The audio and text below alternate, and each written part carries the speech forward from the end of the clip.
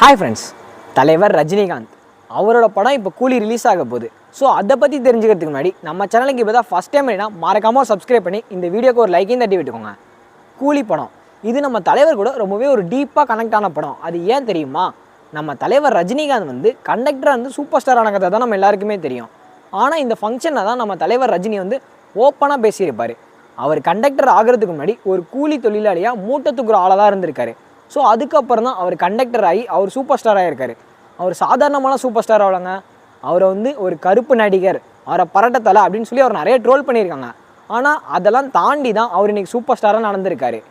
ஆனால் அன்லீஸ்டு ஃபங்க்ஷனில் சும்மா இல்லாமல் நம்ம தலைவர் ரஜினிகாந்த் வந்து எல்லாரையும் வச்சு செம்மையாக கலாய்ச்சிருப்பார். அதேமாதிரியே அந்த படத்தோட டேரக்டர் நம்ம லோகேஷ் கனகராஜ் அண்ணா.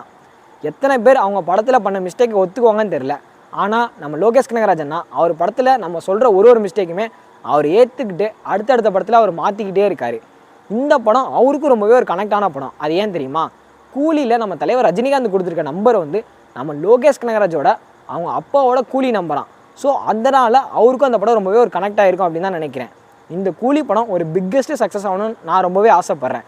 ஸோ நீங்களும் இந்த மாதிரி கூலி படம் பிக்கெஸ்ட்டு சக்ஸஸ் ஆகணும்னு நினச்சிங்கன்னா இந்த வீடியோவை உங்கள் ஃப்ரெண்டுக்கு ஷேர் பண்ணிவிட்டு நம்ம சேனலுக்கு இப்போ தான் ஃபஸ்ட் டைம் வேணா மறக்காமல் ஒரு சப்ஸ்கிரைப் பண்ணி இந்த வீடியோக்கு ஒரு லைக்கையும் தட்டி விட்டுக்கோங்க.